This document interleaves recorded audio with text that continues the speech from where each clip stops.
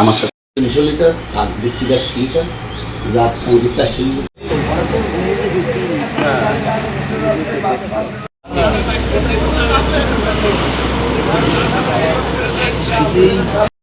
করতেছি রানিং এরপর তো বেচা বন্ধ দিই তো আমার একটু না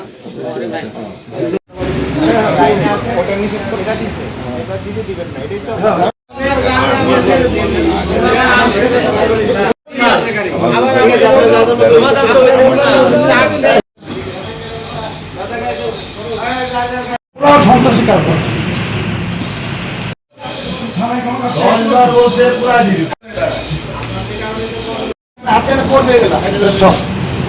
সবসময় গালাগালি চৌধুরী ভাই সব গ্যালারি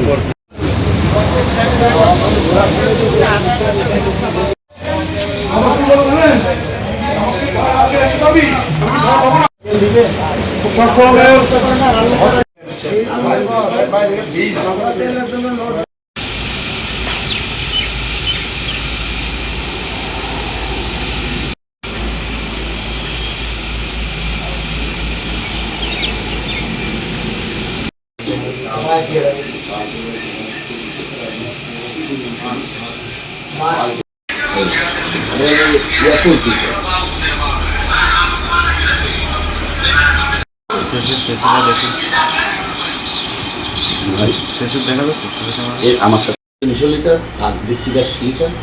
যা 400 লিটার আর দিচ্ছি 200 লিটার কারো তারা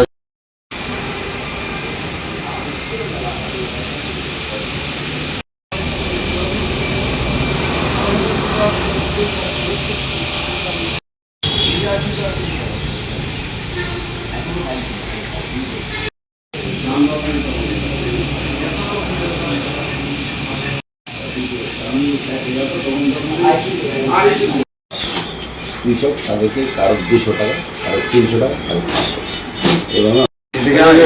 বুঝছেন এরপরে আমি আর থাকতে পারবি দোকান শুরু করছি কারণ ছিল লাইট টাইট জ্বলে তো তেলের জায়গায় আনলোড পরে 7:30 8টা থেকে আমরা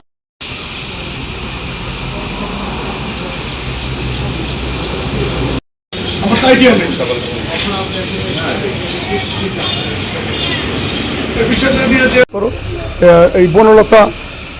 ওই মানে অটো ব্রিকফিল্ডের একটা গাড়ি আছে ওইটাকে দিয়া আমরা খেয়ে এসে আর যা আছে সব একের পর সবগুলো দিয়া আমরা শেষ করে দেবো তেল বলছে ঠিক আছে তাহলে তাই করি ও বলছে না বনলতাকে তেল দেওয়া যাবে না বন্ধ করা যাবে না এটা তো খেতে যেতে হবে তো তারপর বলে খেয়ে গেছি এখানে খেতে গেছি এই কেবল বোধহয় হোটেলে খাইতেও পারিনি কেবল হোটেল বন্ধ গেছি এর মধ্যে আমার ম্যানেজার বলতেছে ওয়াপ ড্রাইভার আইসা করছে এই শালা তোকে শালা জ্বালিয়ে পুড়িয়ে দেবো পাম্প ভেঙে ছিল সব চুরমাকে আগুন ধরাই দেবো বাড়ার ফলে এই অবস্থা মানে সোজা কথা সন্ত্রাস ইতিপূর্বে সে এরকম সন্ত্রাসী কার্যকলাপ পাম্পে করার চেষ্টা করছে